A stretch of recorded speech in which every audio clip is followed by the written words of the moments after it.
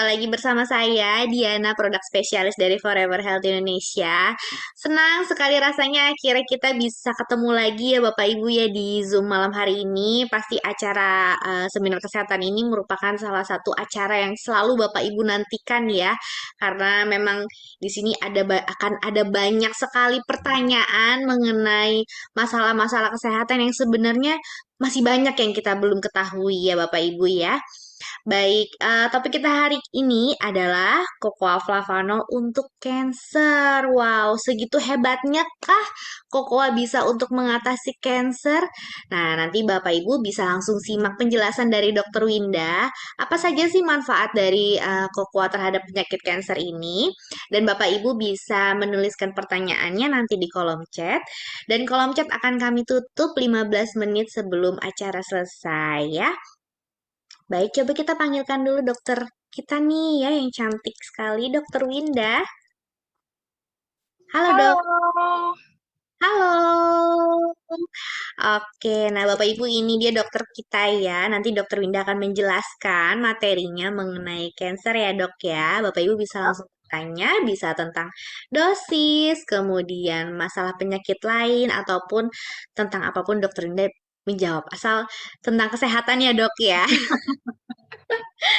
Oke, kita langsung mulai saja ya, Dok. Topiknya tentang cancer atau kanker ya, Dok ya. Oke. Sudah muncul ya? Yap. Oke, baik. Silakan, Dokter Winda. Thank you, Diana. Hai, selamat malam teman-teman FHI di seluruh Indonesia dari Sabang sampai Merauke. Gimana kabarnya? Pasti sehat-sehat lah ya. Mungkin ada yang lagi kurang-kurang sehat.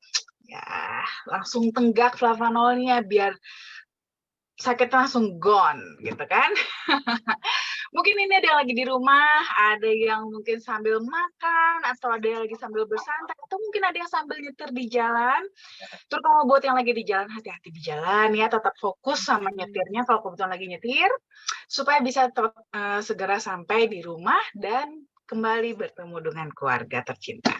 Oke, sambil menemani teman-teman dimanapun berada sambil kita belajar ya. Hari ini kita mau belajar tentang cancer nih. Soalnya lagi banyak pertanyaan soal ini. Dok, bisa nggak sih flavanol buat cancer? Kayak minggu lalu juga lumayan banyak ya pertanyaan tentang ini kan. Makanya kita bahas aja kalau gitu hari ini ya. Slide. Nah, apa sih yang dikatakan cancer itu? Nah, jadi sebenarnya gini, cancer itu sebenarnya bagian dari tumor, teman-teman. Jadi tumor itu dia adalah suatu massa yang pertumbuhannya itu nggak abnormal di dalam tubuh kita karena perkembangan selnya itu tidak abnormal. Cuman ini nanti dibagi dua lagi, ya. Ada tumor jinak, ada tumor ganas. Nah, kanker itu masuk dalam kategori tumor ganas, ya. Jadi dia tidak hanya sekedar pertumbuhan selnya abnormalnya itu tidak terkendali, tapi dia sifatnya itu pertumbuhannya tuh progresif, agresif, gitu ya, agresif sampai bisa merusak jaringan tubuh yang normalnya. Jadi makanya kenapa dia disebutnya ganas karena dia lebih agresif dan sifatnya lebih merusak. Slide. Siapa saja yang punya resiko nih untuk terkena penyakit kanker ini? Yang pertama memang riwayat keluarga. Tapi kalau kita ngomongin soal riwayat keluarga, ya kita semua di sini juga pasti sudah punya faktor resikonya ya. Karena kan kita semua nih sudah bersilangan banget nih, ya kan? Kita semua sudah dari satu nenek moyang yang sama ya, Adam dan Hawa. In the end ya kita juga tersharing dengan genetik yang sama juga. In the end, kita semua punya resiko terhadap penyakit kanker ini. Dan berarti apakah kita semua pasti akan terkena kanker? Ya enggak juga, akan tergantung ya. Harus ada faktor yang keduanya. Jadi teman-teman, suatu penyakit itu, suatu kondisi dalam tubuh kita, itu selalu dipengaruhi oleh dua hal. Ya, genetik sama yang namanya fenotip gitu ya, genotip dan fenotip. Genotip inilah yang dari dalam. Genotip inilah yang kita bilang sebagai faktor genetik ya, riwayat keluarga, DNA ya, itu namanya genotip. Nah, tapi jadi di dalam DNA kita tuh sudah ada bakatnya. Tapi ini akan keluar hanya kalau ada namanya fenotipnya. Fenotip ini adalah faktor eksternalnya. Nah, inilah yang mempengaruhi dari yang lain-lain. Apa aja itu faktor eksternalnya? Bisa karena usia. Biasa ya, namanya kita usia, seiring bertambahnya usia, memang kan sudah terjadi faktor aging di dalam tubuh kita, termasuk pada sistem imun kita. Sistem imun kita juga mengalami proses penuaan, sehingga semakin melemah, dan ini akan membuat kita jadi lebih rentan untuk genetik DNA kankernya itu untuk akhirnya jadi malah muncul ke permukaan. Atau bisa juga faktor luarnya ya, fenotipnya bisa dari kebiasaan dan juga pola hidup yang buruk.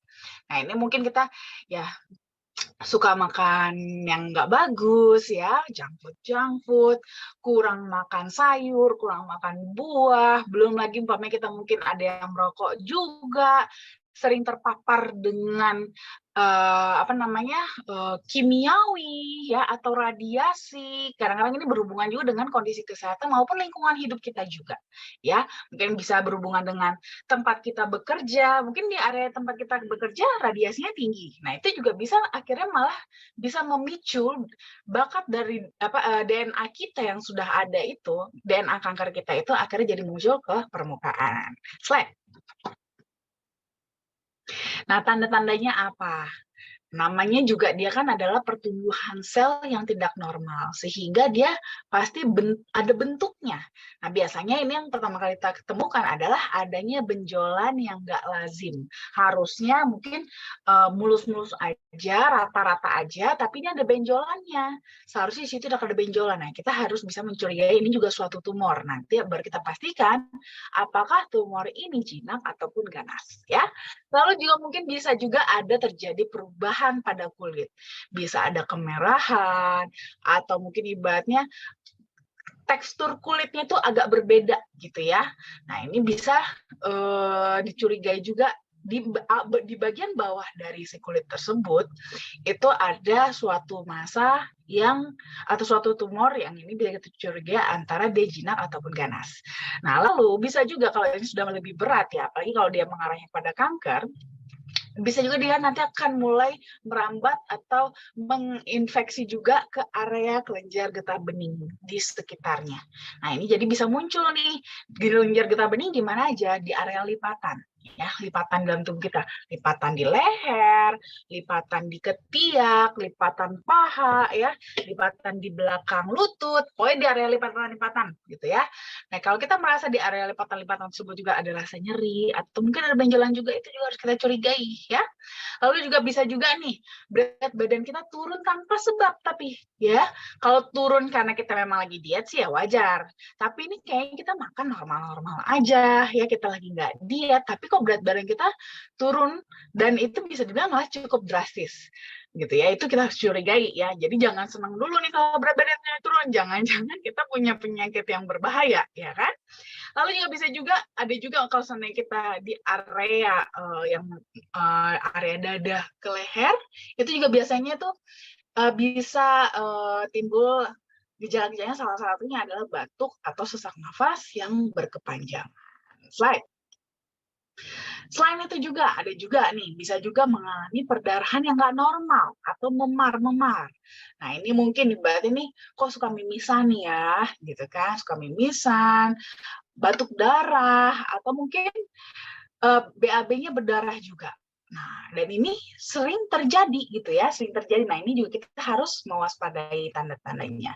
Dan bisa juga mengalami nyeri di salah satu bagian tubuh. Nah, ini kadang-kadang juga suka menjadi diabaikan ya, karena kita nganggapnya nyeri mungkin lagi pegel, atau kita biasanya memikirkannya hanya sederhana, jangan cuma asam urat. Nggak taunya ternyata itu sudah mulai ada tanda-tanda dari sel kanker. Jadi nggak boleh dianggap sepele banget juga ya.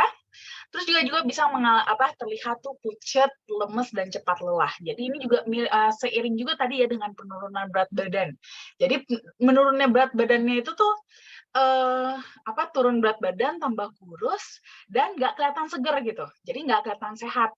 Ya teman-teman mungkin kebayang lah ya, kalau umpamanya kita dietnya kita juga benar dan sehat, kita pasti penurunan berat badannya itu, tapi kita tetap terlihat segar gitu dan aktif.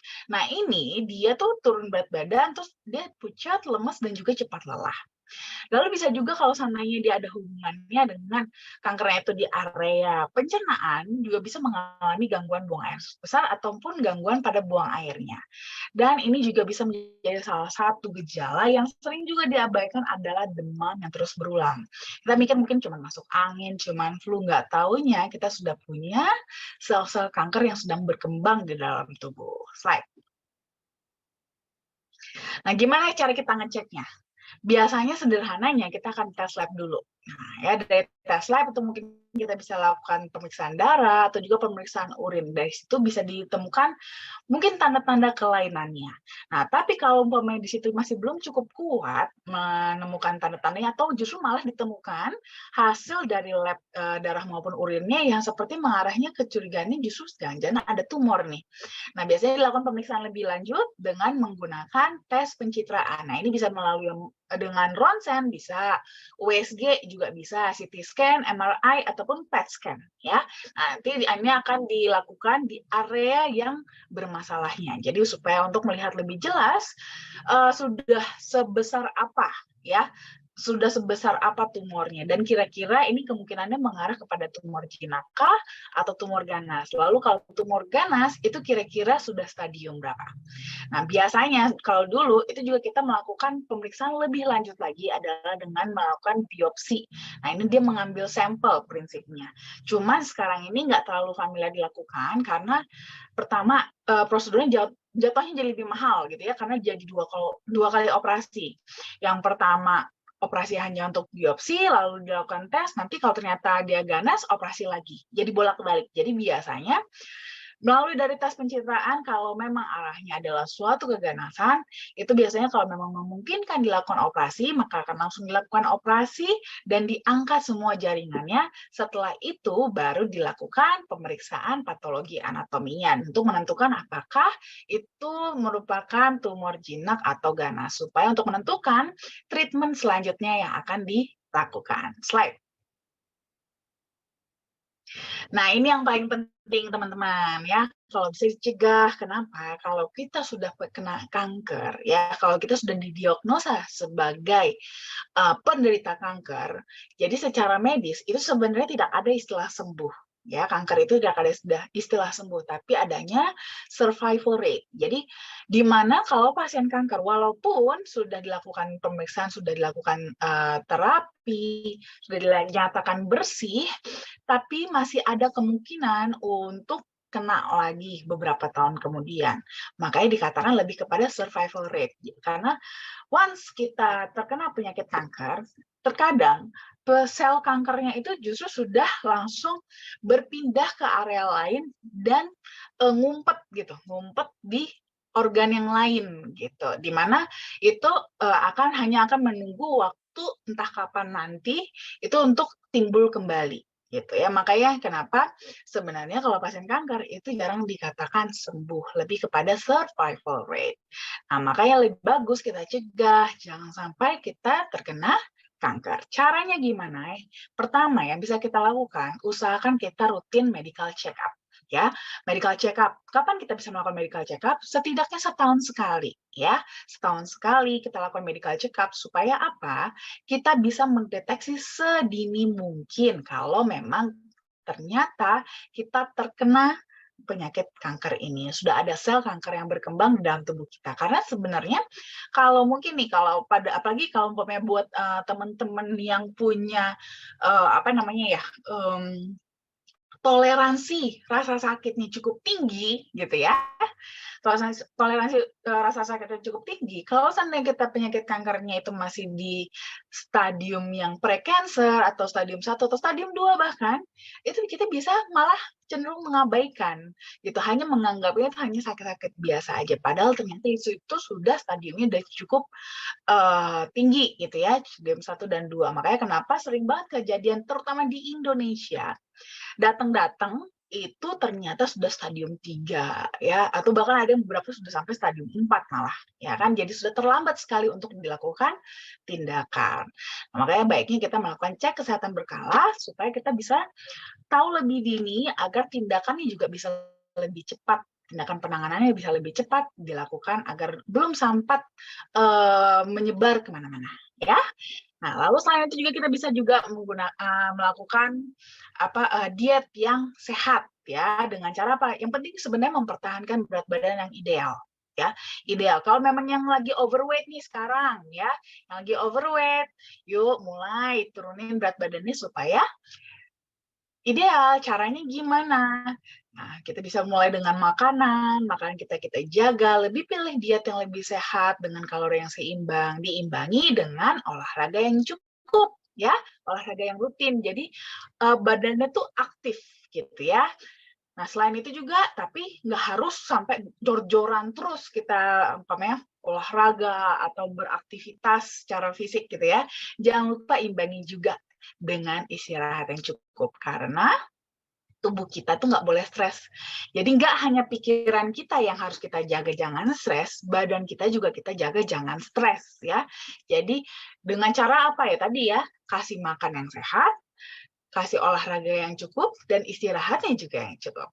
Nah, lalu selain itu juga kalau bisa juga kita yang merokok, ya berhentilah merokok ya untuk meminimalisir paparan terhadap radikal bebas.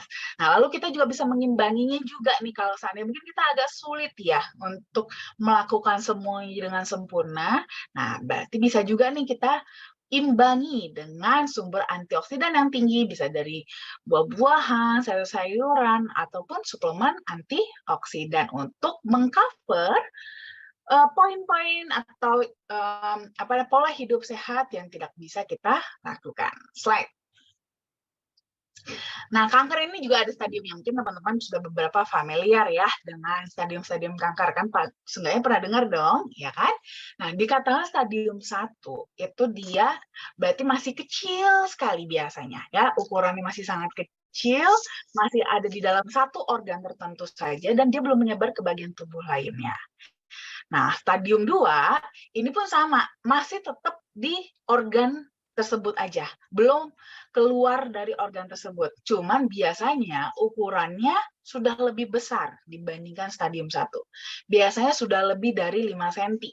Ya, kalau yang stadium 2. Slide. Nah, kalau yang stadium 3, nah ini biasanya sudah lebih besar lagi dan bahkan nih ibaratnya ukurannya sudah keluar dari si organ awalnya. Atau bisa juga dia malah sudah sampai terkena ke kelenjar getah bening. Nah, biasanya kalau masih belum sampai ke kelenjar getah bening itu masuk stadium 3A. Tapi kalau sudah kena ke kelenjar getah beningnya, itu biasanya sudah masuk ke stadium 3B. Lalu yang paling berat, yang teman-teman bisa paling sering dengar ya, itu adalah stadium 4. Nah, kalau stadium 4 ini sudah terjadi metastase jauh, ya. Jadi dia menyebarnya sudah jauh, yang bukan deketan sama organnya. Contohnya nih, dia awalnya itu kankernya di hati, gitu kan, di liver. Nah, ini sudah menyebar sampai ke kanker otak. Kan otak sama hati posisinya jauh kan? Nah, jadi itu karena posisi yang jauh itu sudah larinya udah jauh, itu masuk ke dalam kategori stadium 4. Slide. Nah, untuk mengobatinya sebenarnya ada beberapa cara ya. Yang paling populer itu adalah kemoterapi, radioterapi, dan juga operasi ya. Pada dasarnya sih, basicnya sih ini yang paling standar. Cuman berkembangnya teknologi mulai ada beberapa metode-metode baru ya, ada dengan transplantasi sumsum tulang kalau yang untuk berhubungan dengan kanker darah ya, atau bisa juga dengan imunoterapi, terapi hormon ataupun targeted drug therapy. Tapi biasanya terapi-terapi ini biasanya kan memberikan efek samping yang tidak nyaman sekali pada pasien gitu ya. Pasien apalagi seperti kemoterapi dan radioterapi ya, itu bikin rambutnya rontok, kulitnya terbakar, badannya sepertinya habis gitu ya. Kayak jadi makin kurus. Belum lagi itu baru dari segi fisik ya, belum lagi sakitnya sangat sakit sekali badannya. Nah, itu masih dari segi fisik, belum lagi dari segi mental si pasien. Nah, pasien biasanya sampai mengalami depresi, terus takut, sedih ya dan putus harapan dan macam-macam. Nah, biasanya makanya pengobatan ini juga biasanya diimbangi atau dikombinasi dengan yang namanya terapi paliatif. Nah, terapi paliatif ini arahnya lebih kepada untuk meringankan efek yang dialami oleh si pasien akibat dari pengobatan kankernya. Jadi supaya pasien bisa tetap menjalani pengobatan kankernya dengan efek samping yang lebih minimal dan juga bisa dengan semangat positif yang lebih baik lagi supaya hasil akhir dari pengobatannya bisa lebih optimal. Slide.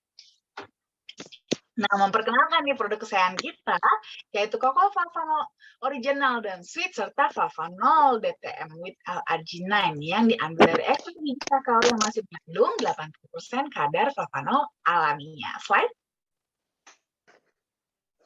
Nah, kalau kita ngomongin soal flavanol ini dia merupakan salah satu dari 6 kategori flavonoid yang merupakan subkelas dari polifenol. Polifenol ini dia terkenal sebagai manfaatnya untuk antioksidan, ya. Jadi kandungan flavanol yang tinggi pada kokoa itu sudah terbukti secara klinis, itu punya manfaat yang bagus untuk fungsi kardiovaskular kita. Jadi kalau kita konsumsi dalam jangka pendek, dalam waktu beberapa jam, itu akan membuat pembuluh darah kita itu mengalami namanya dilatasi, pelebaran pembuluh darah sehingga aliran darah kita bisa lebih lancar. Tapi karena dia memang basicnya adalah polifenol, jadi kalau kita konsumsi dalam jangka panjang, manfaat yang kita dapatkan juga adalah antioksidannya. Tapi untuk mendapatkan kandungan flavanol tinggi juga nggak gampang. Harus menggunakan metode ekstraksi yang tepat agar flavanolnya nggak rusak. Slide. Nah, untuk kanker sendiri, ada beberapa metode terapi kokoa yang ternyata terbukti bagus dan sangat mendukung sekali pada proses pengobatan pasien kanker. Nah, kandungan kakao dan komponen fenolit yang utamanya ini, itu melalui kandungan antioksidan dan antiinflamasinya, ternyata bisa membantu mencegah ataupun memperlambat perkembangan dari berbagai jenis kanker ya, seperti kanker prostat, kanker hati, usus besar, leukemia dan lain-lain gitu ya. Dan selain itu juga flavanol pada kokoa itu ternyata juga bisa mengurangi peradangan ya, di mana ini akibat terjadinya reaksi imunitas ya, reaksi imun kita sedang berperang dengan si sel asing, yaitu si sel kanker ini, sehingga biasanya terjadi peradangan. Namun peradangan ini itu justru malah bisa semakin menghasilkan radikal bebas yang malah bisa menjadi makanan untuk si sel kankernya. Nah, jadi flavanol ternyata bisa membantu untuk mengurangi peradangan tersebut supaya reaksi dari radikal bebasnya bisa lebih minimal dan juga bisa meningkatkan respon imun supaya bisa semakin membantai gitu ya, melawan si sel-sel bakat-bakat sel-sel asing atau sel-sel abnormal yang bisa memicu terjadinya sel kanker tersebut. Ya, slide. Selain itu juga ternyata asupan harian flavonoid itu bisa membantu juga ya membuat perubahan yang menguntungkan bagi mikrobiota usus kita. Di mana kalau kita ngomongin soal usus, pencernaan itu adalah pintu masuk ya, pintu masuk untuk semua yang akan masuk ke dalam tubuh kita. Ya, di situ filternya, sehingga kita perlu memiliki sistem imun yang kuat di area usus kita agar kuman-kuman, radikal bebas, segala sesuatu yang tidak baik dan bisa merusak tubuh kita itu bisa terjaga tidak masuk ke dalam tubuh dan bisa dikeluarkan lewat pencernaan. Sehingga ini juga bisa membantu juga mengurangi risiko kanker dan juga menormalkan fungsi vital pada tingkat sel kita. Selain itu juga ekstrak kakao yang diperkaya dengan prosianidin juga bisa menghambat pertumbuhan sel pada fase pertumbuhan kanker. Jadi pas baru mau mulai bertumbuhnya itu bisa langsung dihambat dengan prosianidin yang dimana dia punya manfaat sebagai antioksidan. Slide.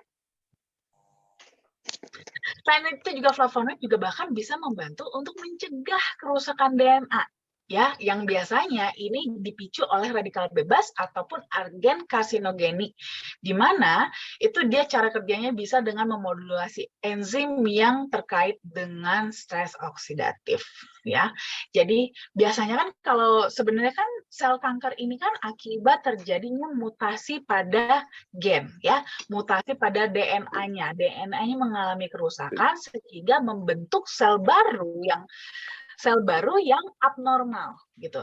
Nah, sel baru yang abnormal ini karena tidak dihancurkan oleh sistem imun kita, akhirnya dia malah makin berkembang biak. Itulah akhirnya terbentuklah sel kanker ya. Pada Nah, keluar, itu kita harus mencegah mulai dari awalnya, yaitu dari si kerusakan DNA-nya ini, supaya jangan sampai terjadi rusak, supaya jangan sampai terbentuk sel yang abnormalnya yang nantinya bisa membentuk sel kanker, ya. Dan juga dari hasil penelitian itu ditemukan ternyata pada pasien kanker usia 60-83 tahun yang mengkonsumsi coklat yang mengandung 55% kakao setiap hari selama 4 minggu, sekitar 1 bulan berarti ya, sebanyak 25 gram sebagai pengobatan paliatifnya, ternyata itu memberikan efek yang bagus baik dari segi fisik, psikososial, dan juga spiritualnya. Sehingga ini bisa mengurangi penderitaan akibat dari terapi-terapi pengobatan kankernya dan juga bisa meningkatkan kualitas hidup dari pasien tersebut. Slide. Nah, selain ada flavanol, ada juga L-arginine. Arginine ini dia merupakan sebuah asam amino esensial yang dibutuhkan tubuh kita untuk memproduksi protein, nantinya digunakan untuk membentuk sel baru. Ya, biasanya kita mendapatkannya itu dari makanan kita sehari-hari, bisa dari daging-dagingan, bisa dari produk olahan susu, ataupun dari kacang-kacangan. Slide. Yang unik dari arginine ini adalah kalau diperlukan, dia itu bisa berubah menjadi nitric oxide. Nah, nitric oxide ini harusnya diproduksi oleh sel endotelium pada dinding pembuluh darah kita.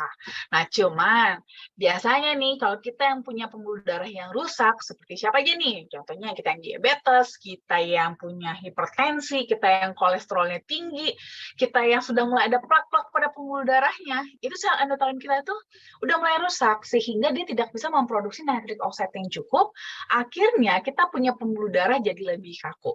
Nah, pada kondisi ini, arginine bisa dimanfaatkan untuk menjadi nitric oxide supaya kita punya pembuluh darah bisa tetap elastis dulu, gitu, supaya aliran darah yang membawa oksigen, nutrisi itu bisa lewat dulu dan bisa mulai memperbaiki ya dinding-dinding pembuluh darah, sel-sel endotelium supaya menjadi lebih baik dan bisa memproduksi nitric oxide-nya sendiri. Selain itu juga arginine juga punya peran dalam merangsang pelepasan hormon seperti hormon pertumbuhan pada anak-anak, hormon insulin pada yang diabetes maupun senyawa lain di dalam tubuh. Slide. Nah, tadi kan kita sempat bahas ya, kalau untuk mendapatkan flavanol, mengekstrak flavanol yang cukup tinggi, itu justru membutuhkan metode yang khusus, nggak bisa sembarangan metode, di mana biasanya metode ekstraksi kokoa itu justru cenderung malah menghancurkan flavanolnya. Nah, di sini produsen kita itu Barry Callebaut sudah mempatenkan metode yang mereka temukan dalam mengekstraksi kokoa supaya flavanol bisa tetap tinggi. Dan dari proses yang mereka temukan ini, itu ternyata telah terbukti dapat mempertahankan hingga 80% kadar flavanol yang ada secara alami. Slide. Selain itu juga ada studi klinis juga yang mendukung, bahkan ini sudah dipatenkan ya, yang salah satunya nih untuk salah satu penyakit kanker, ya, yaitu kanker prostat. Nah, di sini dari hasil studi klinisnya, ternyata ekstraksi kokoa itu bisa membantu untuk terapi masalah prostat, termasuk juga menurunkan resiko terjadinya kanker prostat. Slide. Nah, selain itu juga kita sudah dapat scientific opinion juga dari EFSA atau European Food Safety Authority. Ini kita sudah bisa mengklaim manfaat produk kita yaitu cocoa flavanol dapat membantu memelihara elastisitas pembuluh darah, di mana ini akan memberikan kontribusi yang bagus untuk aliran darah kita yang lebih baik. Slide. Nah, jadi untuk konsumsinya buat maintenance ya, teman-teman nih buat yang mungkin punya tadi faktor risikonya ya, atau mungkin nggak ada punya faktor risiko tapi ingin sekedar menjaga kesehatan, itu bisa mengkonsumsi flavanol baik yang original maupun sweet 3-5 gram sehari, itu sebenarnya sudah cukup. Cuma nanti tetap disesuaikan dengan kebutuhan teman-teman masing-masing ya, karena kadang-kadang itu bisa aja kurang. Ada yang mungkin butuhnya 10 gram atau mungkin 15 gram disesuaikan saja dengan tubuhnya masing-masing ya. Atau juga bisa mengkonsumsi flavanol DTM arginan juga. Kalau mau konsumsi yang DTM itu bisa mengkonsumsi 2 saset per hari untuk booster, biasanya di 2 minggu pertama, lalu 1 saset per hari untuk maintenance, atau juga bisa disesuaikan dengan kebutuhan tubuh masing-masing. Oke, terima kasih. Baik, terima kasih Dokter Winda. Ya, keren banget ya Bapak Ibu ya. Jadi manfaat kokoa ini luar biasa sekali ya. Salah satunya untuk pencegahan penyakit kanker ya.